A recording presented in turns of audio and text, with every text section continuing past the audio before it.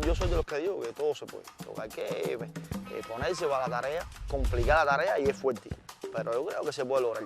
Lo que hay que buscar unir a todo el mundo y que todo el mundo vayamos por un mismo idioma y por un solo objetivo, que es cumplir con esa responsabilidad que nos ha dado el país de producir la carne de ganado menor que necesita el pueblo. Si lo hacemos así, yo creo que sí se puede lograr. Es fuerte la tarea, pero esas son las buenas. Las hojas las hace cualquiera. Yo creo que estas son las que nosotros tenemos que coger y echar para adelante con ellas. Cubano, vamos para allá.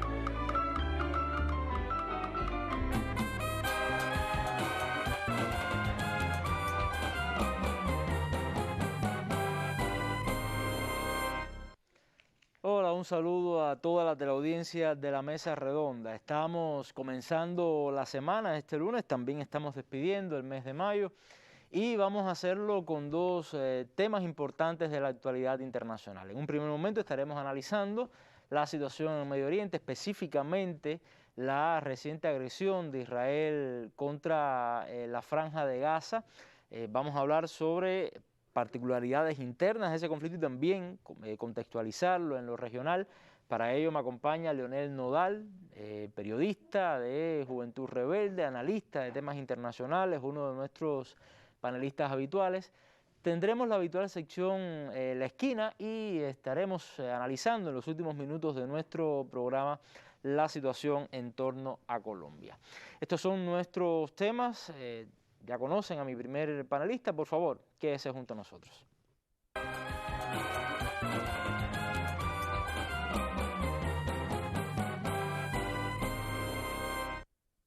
Pero antes vamos a nuestra habitual sección, la noticia del día. Dinamarca. Se ha descubierto que Dinamarca estuvo ayudando a las agencias de seguridad de Estados Unidos a espiar a algunos líderes europeos. Entre ellos se destaca a Angela Merkel, a la canciller alemana Angela Merkel. Escuchemos los detalles.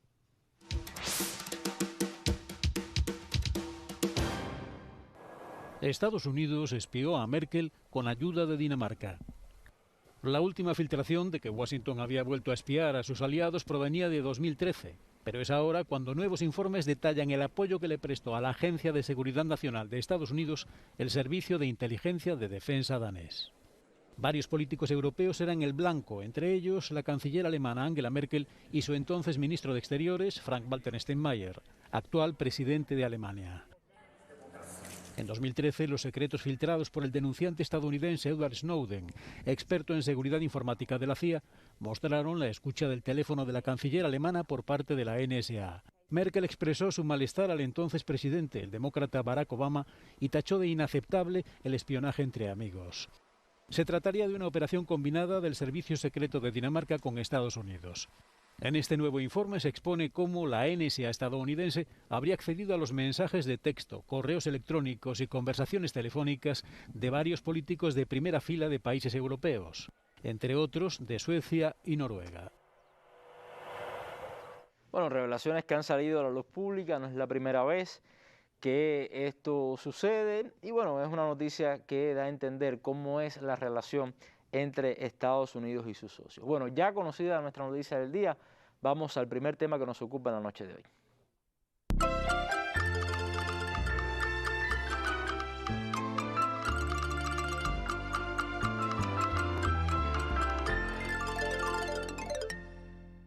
El ministro de Relaciones Exteriores de Israel, Gabi Ashkenazi, se encuentra de visita oficial en Egipto desde este domingo. Se trata de la primera visita formal realizada por un ministro de Exteriores israelí a Egipto en más de una década. Ambas partes han discutido las medidas a implementar para consolidar el alto al fuego entre Palestina e Israel. Las autoridades egipcias han declarado que el líder de Hamas, Ismail Haniyeh, también viajará a Egipto para participar en las conversaciones. Los funcionarios de seguridad egipcios se encuentran trabajando como intermediarios en otro acuerdo para convencer a Hamas de que libere a los soldados israelíes capturados, a cambio de la liberación de palestinos de las prisiones israelíes. Durante los últimos meses, Egipto ha figurado como el país anfitrión del diálogo entre todos los grupos de resistencia armada palestina. Bueno, así se están moviendo las fichas. No obstante, Leonel, quisiera comenzar haciendo un análisis sobre las peculiaridades que tuvo esta última agresión israelí. Y le pregunto, ¿tiene algo que ver quizás con el contexto interno israelí, con el contexto regional e internacional en estos momentos? Digo contexto internacional porque, bueno, hay una nueva administración en Estados Unidos, está a ver qué pasa también las negociaciones con Irán, las elecciones en Siria, es decir, un contexto particular. ¿Tiene algo que ver entonces? Ha habido mucho, tiene mucho que ver. Tiene mucho que ver porque, como ves, se están rompiendo récords. Este mismo de que el canciller israelí haga una visita, la primera en 10 años, a Egipto, que es el primer país con el que firmaron la paz, señala que ha habido allí un impasse, el impasse precisamente de el periodo que corresponde a los gobiernos de derecha encabezados por Netanyahu, que como ya venimos hablando hace ya algunos años, porque esto ya hace, por ejemplo, 2 años que se están realizando elecciones en Israel sin un resultado. Israel hace más de 2 años que tiene un gobierno provisional, como quien dice, un gobierno que no puede ni siquiera ya aprobar. Una crisis política interna. Tiene una total. crisis política institucional que revela, no, por ejemplo, ese gobierno no puede aprobar ni siquiera el presupuesto, por eso es tan importante que se acabe de definir. Pero encima de esto, es un gobierno que ha llegado al punto en que está esa situación política en Israel porque está revelando la división tan grande que existe dentro de las mismas filas del Estado sionista, dentro de las fuerzas gobernantes de los partidos. Israel siempre se ha caracterizado por tener una multiplicidad de partidos, si se dicen como que se reúnen 3 israelíes y se forma un partido. Pero no, en este caso, lo increíble, lo que se puso sobre el tapete fue que en los últimos 25 años, que están dominados por la personalidad de Netanyahu en la política y en el gobierno, porque él empezó en el 9, en el 96, esta tendencia, las tendencias políticas en Israel se han ido inclinando cada vez más hacia la derecha, la extrema derecha, el extremismo de derecha. Pero cuando decimos derecha no es porque haya una izquierda que opina lo contrario, ni que es alternativa, ni mucho menos, simplemente aquella que fue izquierda gobernante en los gobiernos laboristas, que ya hoy prácticamente tienen una una representación parlamentaria mínima, 4, 5, 6 diputados de 120. Aquella también fue, no digas tú, de derecha, fue extremista, porque fueron los que en el año 48 ejecutaron la gran Ahora, ¿cómo expulsión de los esa palestinos. división que se ha agudizado y que ha puesto en crisis la institución política en Israel repercute entonces en la decisión de agredir la Franja de Gaza nuevamente? Ahí vamos. Simplemente en los últimos análisis de la última ronda de la última elección que se realizó el 25 de marzo, quedó claro que salvo 10 o 15 diputados, 20 diputados si acaso, que eran de partidos árabes de Israel, de los que son aquellos 2 millones de árabes que siguen residiendo dentro de Israel, pero que tienen una participación muy condicionada. Y algunos remanentes de otros partidos de la llamada del laborismo, el resto son todos de partidos de derecha. ¿Y en qué se destacan? ¿Cuál es la manera de levantar, de subir la parada? Bueno, ¿quién propone la medida más radical para seguir el despojo del pueblo palestino? ¿Quién propone? Bueno, con la administración de Trump, Trump aprobó que Jerusalén fuera capital única y unificada de Israel, algo que no había osado hacer ningún gobernante norteamericano. Aprobó que los asentamientos o las colonias israelíes, que son más de 500, ¿no? Todos los días se implanta una en el territorio palestino, y los casi 700.000 colonos que están allí ilegalmente, porque el papel de Israel frente al problema palestino es que Israel es una potencia ocupante, es una potencia que ha ocupado militarmente desde el año 67 el territorio que se suponía fuera el territorio del Estado palestino. Y se está hablando de la solución de los estados y del Estado palestino y del Estado de Israel, pero Israel lo menos que le ha puesto interés y atención es a cómo vamos a crear el Estado palestino. A él no le interesa. Lo que le interesa a Israel es ver cuánta tierra le vamos quitando cada año, cuánto más, cuánto menos le vamos dejando, hasta que un día ya no haya nada y se acabó. Fíjate que Y también quizás pregunto, ¿no? Esconder un poco de esta situación que hay al interior de Israel, que hemos visto, bueno, no recientemente, pero en los últimos meses, quizás el año pasado, de protestas, de descontento con el sistema político también, ¿no? Por supuesto. Palestina sigue siendo como vamos a decir, el punto hacia donde se puede desviar la atención. No, Palestina es el centro de la política de Israel, porque te digo, por ejemplo, hubo un ministro de defensa que fue famoso, que fue Avigdor Lieberman, con Netanyahu, el ministro de defensa que puso Netanyahu en una de las elecciones para que su coalición pudiera seguir gobernando. ¿Y a quién representaba Lieberman? A más de 2 millones de migrantes judíos, sionistas, colonizadores, colonos, que han salido de Europa del Este después de la llamada caída del campo socialista. Y este hombre representa a esa masa que de hecho son unos recién llegados a Palestina, que era el nombre del territorio que a partir del 48 se dividió para que hubiera 2 estados, Estado de Israel y el Estado de Palestina propiamente hablado, el Estado árabe de Palestina. Entonces, en la política israelí, por ejemplo, no se habla de Palestina. Palestina nunca existió para la política de Israel. Lo que existen y siguen insistiendo en ellas son las tierras prometidas de Israel, las tierras de Israel. Entonces, con esto, ¿qué ocurre? Lieberman llevó la política de despojo a un extremo, pero detrás de él llegó otro, que es el que puede ser ahora electo primer ministro, Bennett, que ha sido ministro de Educación de Netanyahu hasta el otro día. Y Bennett dice, no, tenemos ahí todavía más allá. Es decir, no quieren ni hablar. Y puede ser un mensaje también a la administración demócrata, que no tiene quizás la postura aparentemente a la de Trump, que era de total apoyo. Bueno, ¿qué pasó? Que en el momento que ellos esperaban que Trump, como mismo Trump, si Netanyahu esperaba que Trump fuera reelecto, ambos fracasaron, perdieron.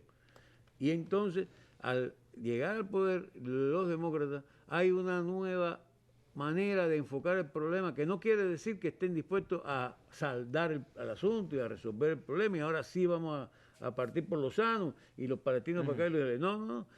En realidad lo que van a hacer ahora, lo que están proyectando, y es lo que se ve en esta fórmula de arreglo que están queriendo encontrar ahora, es cómo apagar el fuego, cómo evitar que la división israelí se siga acentuando al punto que no puedan ser dominantes y que este ascenso de la unidad palestina, que es todo lo contrario de lo que pasa en el campo israelí, se siga fortaleciendo, que Hamas le haya dado una paliza, que Hamas le haya aguantado durante 10 días sus bombardeos y le haya ripostado con más de 4.000 cohetazos.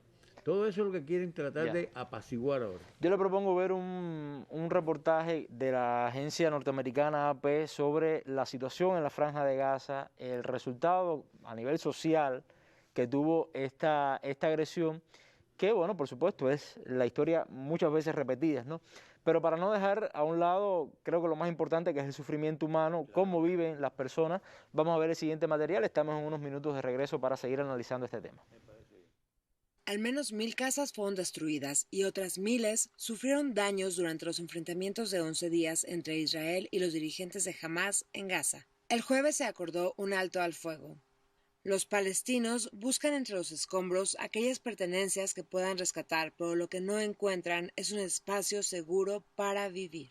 Nader El-Masri recogió los reconocimientos que obtuvo en decenas de competencias internacionales como maratonista. Nader está familiarizado con el sentimiento de pérdida, ya que ha sufrido 3 veces la demolición de su hogar en el conflicto entre Hamas e Israel durante los últimos 10 años. De repente recibo una llamada a las 3 de la mañana diciendo: evacúen el lugar porque vamos a bombardear. Las cosas son difíciles porque no podemos construir una casa todos los días. La casa de Ramez El-Masri también quedó destruida el miércoles. Llevaba menos de 4 años viviendo ahí con 16 familiares y antes habían pasado 3 años en casas de alquiler y refugios. Mientras haya ocupación, habrá dificultades. No esperes de la ocupación otra cosa que el desastre, los bombardeos y la muerte. Vivimos en la muerte todos los días mientras haya ocupación. Ahora se encuentran separados, sin saber cuánto tiempo permanecerán sin hogar esta vez. El domingo por la mañana, trabajadores municipales y voluntarios iniciaron una campaña para limpiar los escombros de las calles. El abastecimiento de electricidad en Gaza se ha reducido entre 6 y 8 horas al día, lo que afecta la atención médica y otros servicios básicos. Realmente dramático, ¿no? Esta situación. Ahora, quería preguntarle, porque inicialmente estuvimos hablando de la situación interna en Israel, que explicaban la decisión de esta agresión. Quizás, bueno, enviarle un mensaje al gobierno de Estados Unidos, a la nueva administración, de su posición al respecto, los problemas internos de Israel que se reflejan también en esta toma de decisiones. Ahora quiero hablar al interno de Palestina, de las relaciones entre los partidos, de la situación política, tanto en Cisjordania como en la Franja de Gaza.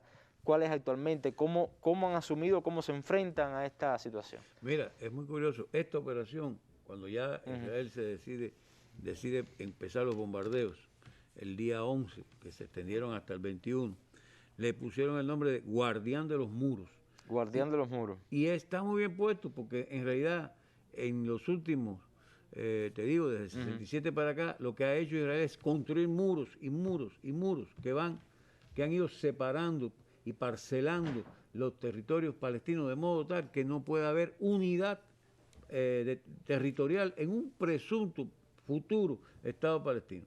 Es decir, hoy en día Palestina, lo que podría ser el Estado palestino es Gaza, que son apenas... La mayor cárcel del mundo al aire libre. No, es un campo de concentración. Gaza no es solamente una cárcel, Gaza es un campo de concentración porque ahí no se puede salir ni entrar. Están controlados por aire, mar y tierra. No pueden siquiera ir al mar, no pueden bañarse en la playa, porque está prohibido, porque piensan que puede ser el comienzo de una operación, ellos dicen terrorista. Para los israelíes, desde hace muchos años, el lenguaje de la prensa israelí es tóxico, porque todo el tiempo no hablan de Palestina, hablan los terroristas, los terroristas, los terroristas, todo el tiempo son los terroristas, los terroristas. Y entonces llega, y como han ido amurallando los espacios donde se han ido quedando ahí empujando a los palestinos, el judío, los colonos, los israelíes, que están pretendiendo por la orden, es decir, todos estos partidos de derecha que se han apropiado del poder, tienen como mira crear un Estado-nación judío, que no cree, no admite otra diferencia, es excluyente. Incluso Carter ya en el 2006 dijo, esto es apartheid. Bueno, usted había dicho que hay más de 2 millones de árabes ahí dentro del propio Israel, ¿no? Sí, pero los 2 millones de árabes es decir, que quedarían excluidos. No, la última maniobra de Trump con sus aliados de la comunidad esta sionista que está tratando de limpiar, es una limpieza étnica en proceso, continua, era un cambio de poblaciones, mover estos millones de gente, sacarlos de ahí a unos territorios, a otros territorios, a cambio de quedarse en la parte del Estado de Israel con la ribera occidental la mayor parte de la ribera occidental de Jordán, que es el territorio fértil, porque el gran apetito es el agua y la tierra fértil. Entonces, ese es un asunto que es el que ha condicionado el desarrollo del movimiento palestino. Entonces tenemos Jerusalén, que está dividida, y la parte que correspondía como Jerusalén Oriental, que era la parte que le correspondería capital al Estado palestino, está militarmente ocupada. Y allí comenzó esta agresión, cuando hay un proceso, un juicio que venía desarrollándose desde hace ya largo tiempo, para despojar, expulsar de sus viviendas de cientos de años a una familia, se convirtió en el detonante porque es una carga que se viene acumulando. Eso es en Jerusalén. En Gaza, te decía, son un territorio de 10 kilómetros de ancho por 30 de largo, es decir, son 300 kilómetros cuadrados y hay metido 2 millones de personas. Por eso hay tantos edificios altos, pero edificios altos que continuamente los están derribando cada vez que ha habido una operación. Con esta se han ejecutado casi 12 operaciones militares de gran envergadura y la del 14 fueron 1.200 muertos, 3.000 heridos. En esta apenas hubo 248 muertos, porque en esta ocasión estaban más que nada tratando de salvar la cara, tratando de hacer un paripé, de que ahora sí, nosotros sí somos, Netanyahu y su gente, los que podemos mantener a los palestinos en cintura, como se dice vulgarmente. Bueno, ese es el caso de Gaza. Y en el caso de Cisjordania, como decía ahorita, 600.000, 700.000 colonos metidos dentro de lo que es Cisjordania, que sería, ahí están grandes ciudades históricas de Palestina, Belén, Hebrón, Ramala, que es donde está la Autoridad Nacional Palestina, y todas están cercadas. Para cruzar una calle hay que pasar por un puesto militar. Hay cientos de puestos militares. Nadie puede cruzar una calle sin pasar por un puesto militar. Esa es la situación de los palestinos. ¿Qué pasa en el plano político? En abril, a mediados de abril, iban a ocurrir las elecciones palestinas para elegir un nuevo parlamento palestino que no se elige desde el año 2006 y un nuevo presidente que tampoco se elige desde mucho antes, hace 15 años que Mahmoud Abbas está allí y de hecho en la misma población palestina y entre las propias organizaciones se pusieron de acuerdo de que había que legitimar con nuevas elecciones esa autoridad. La autoridad palestina tiene una situación muy delicada porque en realidad como es el resultado de un acuerdo árabe-israelí, es decir, israelo-palestino bajo la autoridad norteamericana, dependen hasta del financiamiento de Estados Unidos para poder funcionar. Ese es un problema. De Estados Unidos y de la comunidad y de la Unión Europea. Y de la comunidad internacional. Bueno, se nos acabó el tiempo, Leonel. De todas maneras, es un tema que seguiremos analizando acá en la mesa redonda. Usted, bueno, uno de nuestros panelistas habituales, así que estará invitado nuevamente. Una línea. Esta fue una derrota para Israel. Y porque fíjate que están discutiendo 3 asuntos graves para Israel. Intercambio de prisioneros, no solamente cese de fuego, intercambio de prisioneros. Y eso, por ejemplo, le podrá dar posiblemente a los palestinos la libertad a muchos líderes palestinos que están encarcelados. Y debe haber un proceso eleccionario. Y debe haber un proceso de reconstrucción que Estados Unidos lo quiere manejar a su antojo para no dejar que Hamas se fortalezca. Pero bueno, muchas gracias, Leonel. Lo esperamos en una próxima mesa. Muchas gracias a ustedes. Más de 20 años informando y valorando los acontecimientos que han estremecido la región y el mundo. Con el testimonio de los protagonistas y el análisis de reconocidos académicos, periodistas y otros invitados. Mesa Redonda, más allá de la noticia. Este martes en la mesa redonda, la infancia y la COVID-19. Una maestra, una pediatra, una psicóloga y una actriz se reúnen en la mesa redonda de este martes para hablar de sus experiencias con los niños en estos tiempos de pandemia y recomendar a los padres sobre cómo seguir enfrentando este desafío. Cubavisión Internacional, Canal Caribe, Radio Rebelde, Radio Habana, Cuba, los canales de YouTube de la Mesa Redonda y la Presidencia y las páginas de Facebook de la Mesa Redonda, Cuba Debate y la Presidencia transmitirán en vivo este programa a las 7 pasado meridiano. El canal educativo lo retransmitirá al final de su emisión del día. Mesa Redonda, más allá de la noticia. Bueno, y vamos ya, sin mucho preámbulo, al segundo momento de nuestro programa. Ya nos espera en su esquina el colega Reinaldo Taladriz.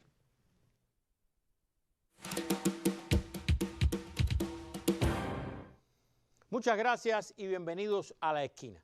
Recientemente se ha hablado mucho, ha habido muchos titulares en el planeta sobre el futuro de la humanidad vinculado a Marte y a la Luna, pero ya se están hablando de cosas más concretas y específicas.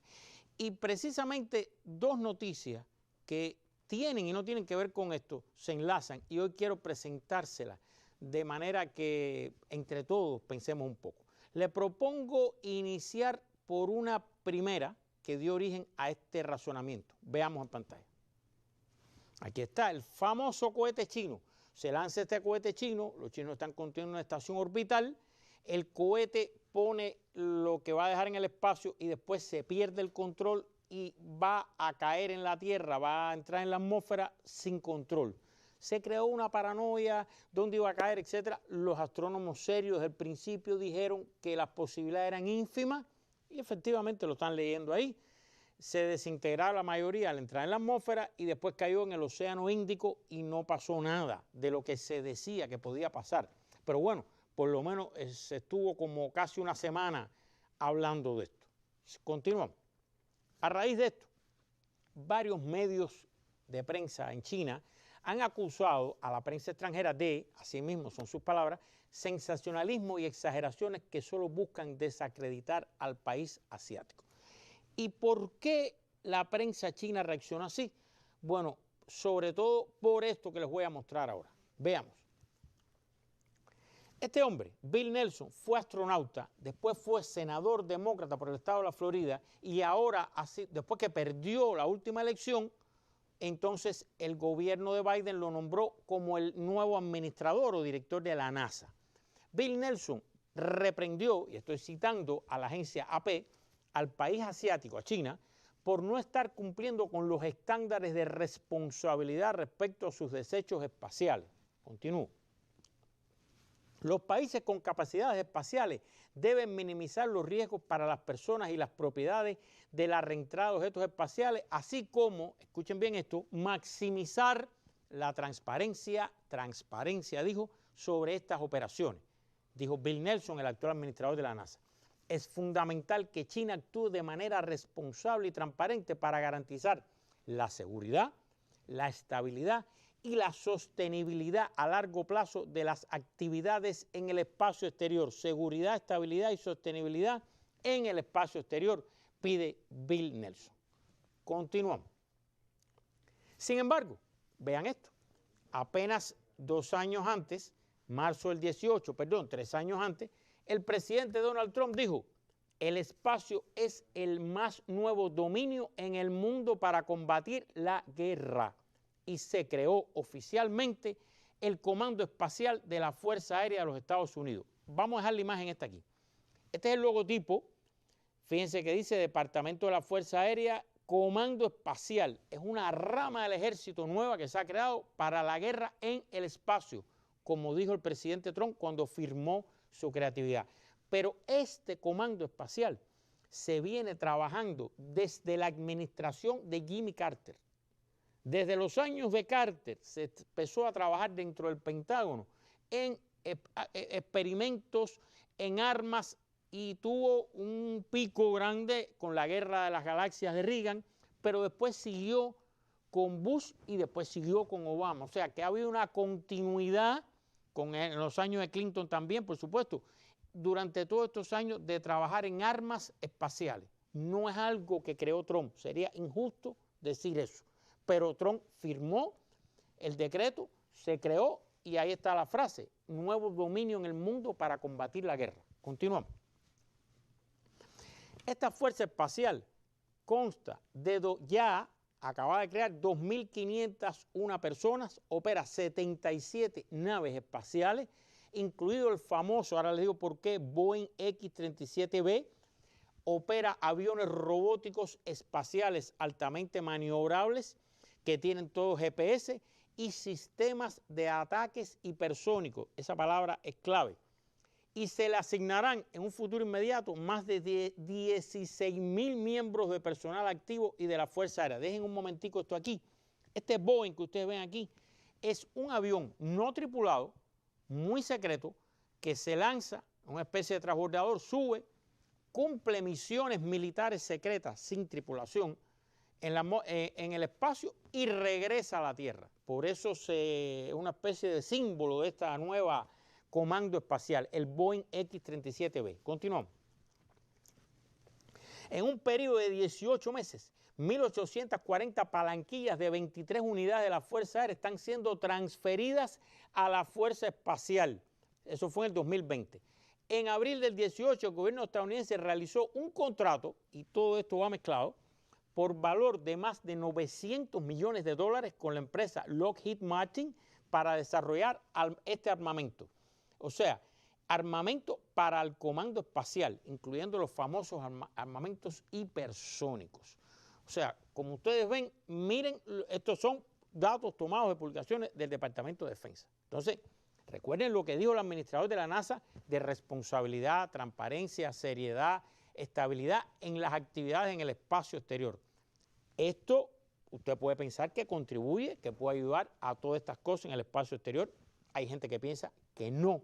¿Por qué? Porque todas estas cosas llevan reacciones en cadena. Nunca se sabe quién empezó primero, antes o después, pero después que se anuncia esto, vienen reacciones en cadena. Continuamos. Aquí está. El presidente de Rusia, Vladimir Putin, ¿qué dijo? La expansión de Estados Unidos en el espacio representa una amenaza a los intereses rusos y requiere una respuesta de Rusia. El liderazgo político-militar de Estados Unidos abiertamente considera el espacio como un escenario militar y planea realizar operativos allí. Continuamos. Y por otra parte, la revista Scientific American publicó que China ha puesto en marcha lo que muchos expertos dicen que son pruebas adicionales de armas cinéticas antisatélites. Ninguno de estos lanzamientos posteriores ha destruido satélites, porque también quiero comentar que sobre China y Rusia se afirman muchas cosas, pero a veces no se pide el mismo rigor de evidencias y pruebas que se piden en otros casos. Se afirman, se dicen, se publican y quedan. Continuamos. Y también la revista Scientific American escribió, publicó que los funcionarios chinos insisten en que el único propósito de las pruebas es la defensa pacífica antimisiles y la experimentación científica. Eso es lo que dicen los funcionarios chinos y muchas veces no se presenta otra prueba. Aunque dicen la revista que una prueba de mayo del 2013 envió un misil chino volando a 30.000 kilómetros sobre la Tierra. Hay que ver estas cosas que son como son. Vuelvo a la frase original del administrador de la NASA, la transparencia que llevan todas estas cosas, porque se dice una cosa, se afirma, pero después nadie puede desmentir a los funcionarios chinos muchas veces, o los rusos cuando se les afirma que hicieron esto o lo otro. Puede que sí, puede que no, pero ¿dónde está la evidencia? Continuamos. Y ahora vean esto. Por años, Rusia y China han pedido la ratificación de un tratado de la ONU legalmente vinculante, o sea, que obligue, que prohíba las armas espaciales, un acuerdo que el gobierno de Estados Unidos y otros expertos extranjeros han rechazado una y otra vez por ser una posibilidad falsa. Pero bueno, lo importante es que se hubiera llegado a un acuerdo, que se hubiera firmado y que todo el mundo se hubiera comprometido a lo que pedían Rusia y China, prohibir las armas espaciales. Pero bueno, no se logró, no se ha logrado todavía. Continuamos. La misma revista nos dice, como alternativa, Estados Unidos ahora apoya una iniciativa que está presentada originalmente por Europa, liderada por Europa, de establecer normas para conducta apropiada a través de, escuchen, la creación de un código internacional de conducta en el espacio exterior, de carácter voluntario. Lo otro era legalmente vinculante, esto sería voluntario. Hay una diferencia ahí. Sin embargo, al igual que el Tratado de Rusia y China, el código no define, y ahí está uno de los problemas, exactamente qué es o no un arma espacial. ¿Qué es un arma espacial? No lo define, lo que hace muy difícil prohibir las armas espaciales. ¿Qué cosa es un arma espacial o qué puede ser utilizado como un arma espacial? Como ven, si volvemos al inicio, si de transparencia se trata, bueno, imagínense que no se puede definir qué es un arma espacial. Si de seguridad en el espacio se trata, si de conducta responsable, qué cosa más peligrosa que proliferen las armas espaciales, que proliferen sistemas que no se conocen, que son secretos, y que la carrera armamentista se lleve al espacio. Y vuelvo al inicio.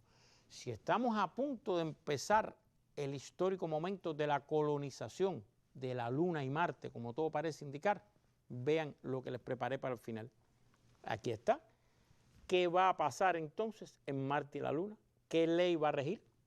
¿Va a haber armas, sistemas? ¿Se van a repartir zonas bajo la ONU, tratados internacionales o por países? ¿Cómo va a ser? Nadie lo sabe. Ojalá sea para el bien de toda la humanidad. Termino la esquina y regreso a la mesa.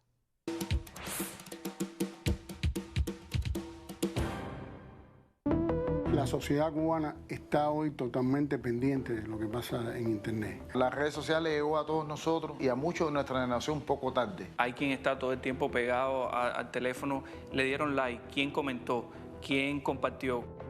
Facebook no genera una comunidad, genera burbujas de confort. Entonces esas partes donde tú no criticas, tú no informas, tú no formas, van a llegar otros espacios, otros medios, otras personas a llenar esos huecos informativos que tú no estás cubriendo. Páginas a las que nunca le he dado seguir, me salen y me ponen sugerencia para ti y me salen constantemente. En otros lugares venden determinado producto comercial, pero ahora lo que quiero es que tú consumas ideas. El fomento es en este momento hacia el caos.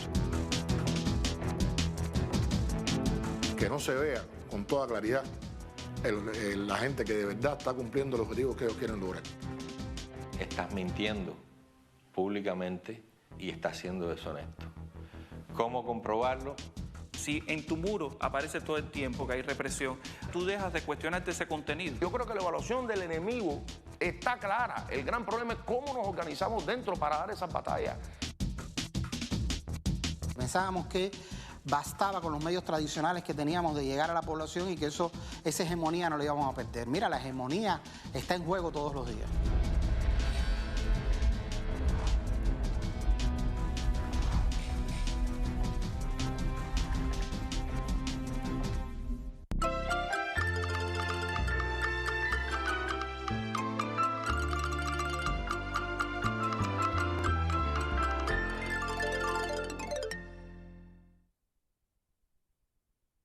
Bueno, veíamos ahí el documental que próximamente vamos a estrenar en la Mesa Redonda el próximo viernes, La dictadura del algoritmo, algo que, bueno, espero que muchos puedan disfrutar en la semana. Vamos al tercer y último momento de nuestra Mesa Redonda, como había anunciado, el tema Colombia.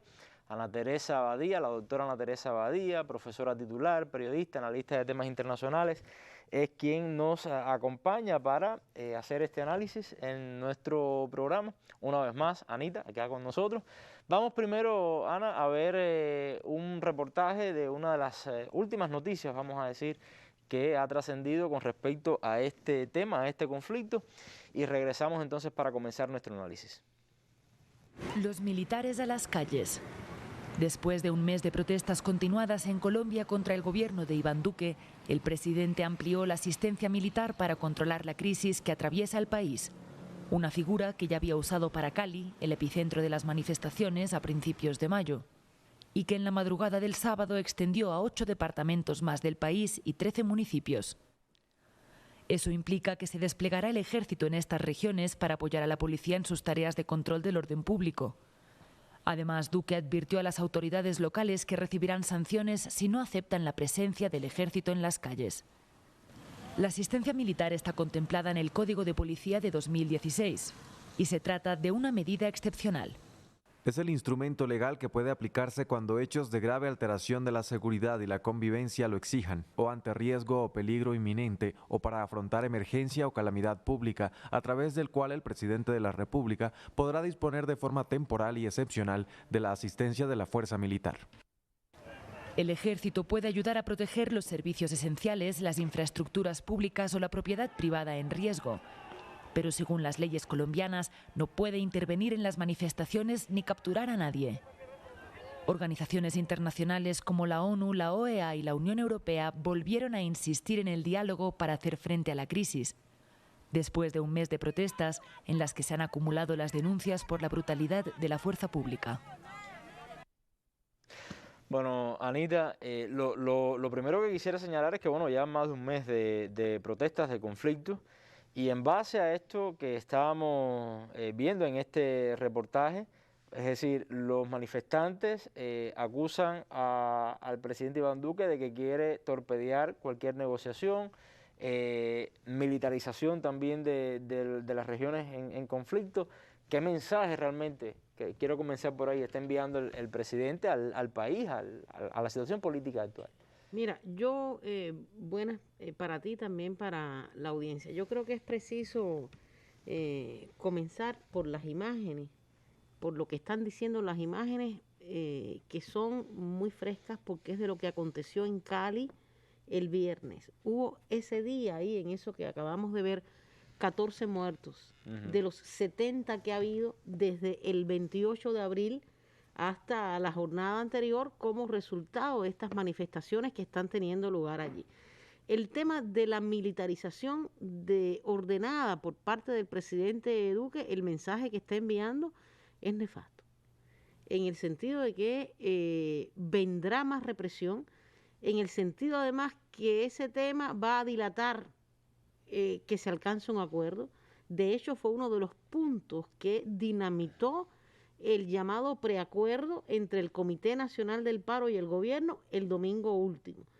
El tema de esta militarización desmedida, el tema de los asesinatos, esto hace que emerja otro gran tema de preocupación y es la reaparición de fuerzas paramilitares en Colombia. Todo parece indicar, ahí mismo estuvieron presentes en Cali, es lo que está pidiendo, aunque tarde, la alta comisionada de los derechos humanos de la ONU, Michelle Bachelet, que se investigue en este caso, porque sin duda hay evidencias, lo que están presentando algunos medios, sobre todo locales, de cómo, sobre todo la matanza de Cali del viernes, fue ejecutada por vestidos de civil, o sea, por civiles escoltados por militares, y eso enciende obviamente las alarmas sobre la posible aparición otra vez de grupos paramilitares. Mensaje nefasto no solamente por el costo humano que tiene, sino también porque probablemente lo que ahora es un mayor espacio a la continuidad de las protestas, porque recordemos que fue la represión lo que ha mantenido viva esas protestas. Pero es lo que te decía. Claro. O sea, fíjate que es el tema por el cual no se llegó a un acuerdo el domingo, porque justamente el gobierno está insistiendo en que ese es lo que va a mantener la militarización. Sin embargo, el comité del paro está pidiendo que se retiren los militares, disminuya la militarización, no haya participación de las fuerzas policiales y entonces ellos retirarían sus barricadas, sus protestas. El gobierno ha dicho que no y ese sin duda es un mensaje que da a entender que la solución del conflicto no se va a producir de momento. No se va a producir de momento y es el resultado.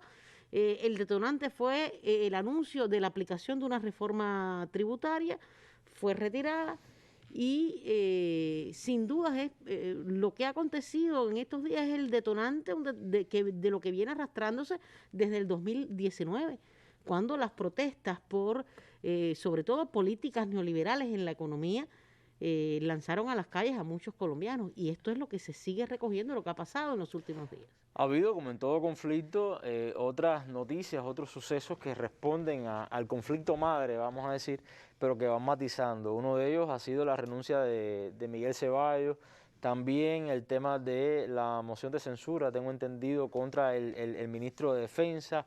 ¿Cómo se insertan estos acontecimientos? Lo de Ceballos ha sido bastante sintomático. Ceballos, bueno, ahora dice que va a ser candidato presidencial, pero ¿cómo ves todo esto? Bueno, Ceballos, el alto comisionado para la paz, él dice... Que no hizo mucho por la paz, disculpen el criterio pero al menos se le dio la encomienda por parte del presidente. Sí, claro. Exacto. Es llamativo, obviamente, el hombre renunció, argumentando razones personales, en momentos además en los cuales la inestabilidad está azotando al gobierno de Duque. Hay renuncias también de diferentes carteras en los últimos días. Y cuando, hace poco incluso lo analizamos aquí en la mesa redonda, parece haber una especie de exploración a retomar los diálogos de paz con el ELN, que era una de las sugerencias, de las peticiones de algunos manifestantes. En ese contexto renuncia, es interesante, sí. Es interesante y te da la medida de cuán grave es la situación hacia lo interno. En el caso del ministro de Defensa, no fue aprobada la moción de censura en su contra y le dieron ahí un respiro tanto al Ministerio de Defensa como al presidente Iván Duque. Vamos a ver en este sentido hasta cuándo, porque hay protestas, cartas de protestas de varios legisladores, pues pidiendo que se investigue obviamente al ministro de Defensa por la participación de esa cartera en las represiones de todo este mes de protestas. Bueno, has hablado de las represiones, mencionaste hace unos minutos también el pronunciamiento de Bachelet. Yo te propongo conocer con más detalle precisamente lo que ha dicho Naciones Unidas, en este caso Bachelet, sobre el tema, y también en este reportaje que vamos a ver algunos videos de los que hablaba Anita sobre las violaciones, la presencia de personal paramilitar. Veamos. La alta comisionada de las Naciones Unidas para los Derechos Humanos, Michelle Bachelet, expresó hoy su preocupación por los hechos violentos en Cali el pasado 28 de mayo, que habrían dejado un saldo de 14 personas muertas y 98 heridas. Es esencial que todas las personas que presuntamente causaron lesiones o muerte, incluidos funcionarios del Estado, estén sujetas a investigaciones rápidas, efectivas, independientes, imparciales y transparentes, y que los responsables respondan ante la ley. La oficina de la señora Bachelet también informó que ha recibido denuncias sobre personas civiles y agentes del Estado disparando en contra de los manifestantes. Además, solicitó que se adelanten diálogos para superar la crisis y los hechos violentos que se han presentado en este mes de paro. Pido que se ponga fin a todas las formas de violencia, incluyendo el vandalismo, y que todas las partes sigan hablando para que se garantice el respeto por la vida y la dignidad de todas las partes. A pesar de que aún no ha podido visitar Colombia porque el gobierno no lo había autorizado, la Comisión Interamericana de Derechos Humanos, CIDH, manifestó también hoy su sorpresa por la realidad que se percibe en los videos que han circulado, en donde se evidencian personas de civil mientras estaban al lado de policías disparando contra los manifestantes. Miren cómo disparan, miren cómo disparan, mira. La CIDH expresa extrema preocupación ante denuncias de que los ataques a manifestantes con disparos de armas de fuego provienen de personas vestidas de civil ante la vista de agentes de la fuerza pública. La CIDH pidió al gobierno que investigue estos hechos. La CIDH insta al Estado colombiano a investigar pronta y diligentemente estos hechos y sancionar a los responsables. Los 17 embajadores de la Unión Europea acreditados en Colombia se pronunciaron y le solicitaron al gobierno y a los miembros del Comité Nacional del Paro que avancen para que se pueda superar la crisis que vive el país. Quería aprovechar y preguntarte, ¿no? Analizar ahora en este momento algunas reacciones internacionales, incluso de países aliados de Colombia, pero antes un tema que creo que no puede faltar, y es una vez más que se involucra el tema de Venezuela, el tema de Cuba, el tema de Rusia, como presuntas fuerzas que están detrás de este tema. Mira, ¿cómo se ha manejado? Lo que pasa... Bueno, la excusa de siempre, ¿no? Esa es una excusa y es una estrategia comunicacional muy antigua. Recordemos que... pero qué trabajo le cuesta reinventarse, ser novedosos y creativos. Pero fíjate, ¿a dónde se remonta esta estrategia? Que uno de los padres fundacionales de ella fue Joseph Goebbels, el zar de la propaganda nazi, que decía que hay que inventar un enemigo. Y cuando hay problemas al interno, como es el caso de Colombia, hay que culpar a alguien para que las masas, como lo decía en aquel momento, sientan temor. Entonces, ¿a quién culpar cuando hay una situación de inestabilidad tan grave y de represión y violación de los derechos humanos como está ocurriendo allí? Pues si son potencias extranjeras y que forman parte de lo que llaman el eje del mal, pues mejor. Fíjate que de hecho eso se ha materializado en la expulsión de un diplomático cubano, la expulsión de 2 diplomáticos rusos en diciembre. Eso no había pasado en la historia más reciente de Colombia. Y bueno, con el caso de Venezuela es obsesivo lo del gobierno de el presidente Iván Duque con relación a la fiereza y a la agresividad con que trata el tema. Precisamente un país con el que debería tener relaciones más cordiales, teniendo en cuenta la importancia de la frontera colombo-venezolana. Exacto. No, y por los lazos históricos de todo tipo, pero también una forma... Pero es importantísimo. Y es una forma también de desvirtuar todas las demandas, ¿no? Por supuesto. Los reales motivos. Por supuesto. De esa manera se desvirtúa lo real que está ocurriendo. Y eso llega a convertirse en lo que se llama también una especie de globosonda. Te dirijo esta acusación de supuesta amenaza para redireccionar la visión de la opinión pública o el interés de la opinión pública hacia otro tema que sería ese ahora. De hecho, hay algo preocupante también. Durante los últimos días, algunos medios de comunicación en Colombia se han hecho eco de lo que llaman una supuesta estrategia cubana de intervención en el país, y ya están hablando incluso de la injerencia, de la posible injerencia de Cuba y de países como Rusia y Venezuela en las elecciones del 22. O sea, fíjate que es una estrategia diseñada incluso a largo plazo para atemorizar. Esto además, desde mi punto de vista, puede dañar las relaciones ya no solo bilaterales, sino también las relaciones regionales, donde el tema Colombia pudiera convertirse en un conflicto entre las relaciones binacionales de los diferentes países. Es lo que está buscando. No, lo que sería interesante también es poder ver o poder medir, quizás con algunas encuestas, algún instrumento, la repercusión real que puede tener eso, porque realmente es tan manido, es tan gastado, está tan usado. Pero te voy a decir algo. Que habrá sectores, pero te voy a decir algo. Es increíble cuando usted organiza una campaña de comunicación bien diseñada, como comunicación conciencia. Comunicación conciencia, y utilizando todos los recursos, usted logra convencer y logra inocular, por decirlo de alguna manera, determinadas ideas, por descabelladas que parezcan, por descabelladas y absolutamente locas, ¿no? Y es lo que está ocurriendo. Ahora, reacciones internacionales, veíamos ahí algo del Parlamento Europeo, pero ¿cómo lo valora sobre todo Estados Unidos, la nueva administración de Joe Biden? Ha dicho que mira con preocupación el problema. La Unión Europea también se ha manifestado, obviamente Naciones Unidas, la OEA, porque no le ha quedado más remedio. Pero cuando uno compara, creo que no, es un elemento que nunca debe olvidarse, cuando uno compara, por ejemplo, situación Venezuela, situación Colombia.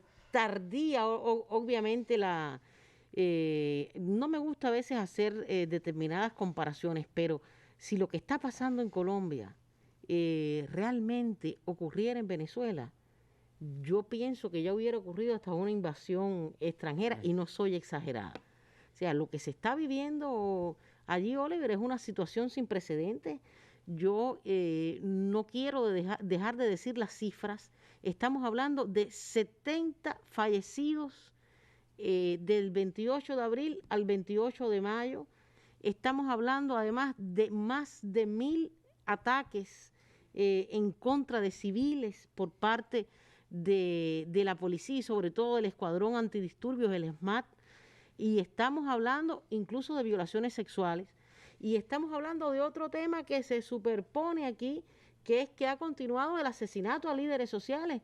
Ha ocurrido una matanza en las últimas horas, 9 personas en una finca del padre de un reinsertado, un excombatiente de las Fuerzas Armadas Revolucionarias de Colombia. Y eso es un tema que enrarece y que complica también la situación que se está viviendo en Colombia, donde, reitero, después del anuncio que se ha hecho de la militarización de las diferentes regiones, no veo, reitero, una solución de desmilitarizar y de que se resuelva el tema de los abusos y violaciones de derechos humanos en un periodo corto. ¿Crees que el gobierno de alguna manera está jugando al agotamiento popular de estas manifestaciones? Recordemos que igual, claro, son personas, por lo general, o sea, no estamos hablando de la clase alta del país, estamos hablando de gente trabajadora, de estudiantes, de indígenas, gente que necesita trabajar, gente que necesita, es decir, está jugando a ese agotamiento y eso puede salir de mal. Puede ser, y no lo descarto. El mismo agotamiento al que apostó en las protestas de octubre del 2019 y el mismo engaño a los organizadores y a los que encabezaron aquellas protestas es muy parecida a la estrategia que se está produciendo en estos momentos. Supuestamente se convence a los organizadores para llegar a un diálogo, y cuando se llega, al final el propio gobierno es el que rompe todo lo que se ha incluido en un preacuerdo, que es lo que ocurrió en este caso, y finalmente no se llega a nada hasta que, entre otros factores, por ese mismo cansancio, las manifestaciones cesan en ese caso. Y hay, bueno, un minuto, Ana, que nos queda, pero es un elemento que creo que no se debe dejar de recalcar.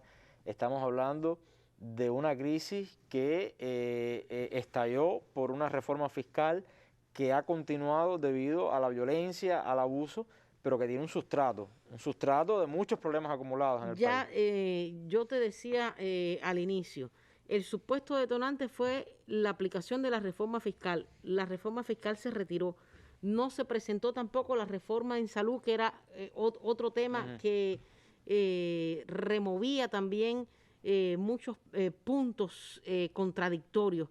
Pero lo que estamos viviendo es la crisis o la manifestación de muchos problemas acumulados, sobre todo a partir de las prácticas neoliberales en lo económico y en lo social, que pasa por las privatizaciones, claro, por el aumento de precios, etcétera, de Colombia. Es lo que se está viviendo. Bueno, Anita, muchas gracias por estar hoy aquí, muchas gracias también por tu análisis. Ya se nos acabó el tiempo, tenemos que despedirnos, nos vamos con nuestras imágenes del día, tienen que ver con el fortalecimiento, la ampliación de la intervención sanitaria en La Habana. Esas son, repito, nuestras imágenes del día. A usted muchas gracias, como a Anita también, muchas gracias, y los esperamos en una próxima mesa redonda.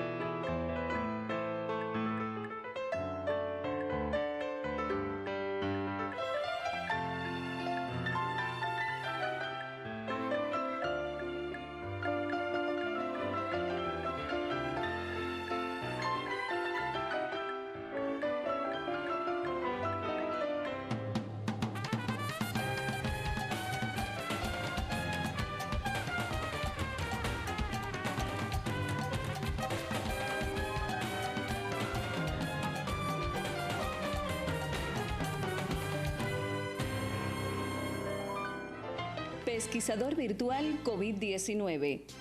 El objetivo de la autopesquisa es identificar en tiempo real las personas que se reconocen con alguna sintomatología respiratoria y que pudieran ser sospechosas de la enfermedad a partir de los datos aportados. Contribuye a elevar la inmediatez en la toma de decisiones y fortalecer las acciones de vigilancia en salud. Puede ser llenada y enviada desde la misma página o la aplicación por cualquier ciudadano con más de 18 años de edad y plena capacidad legal. Es gratuito. Se debe usar adecuadamente y no ponerle nunca datos falsos. Pesquisador virtual COVID-19.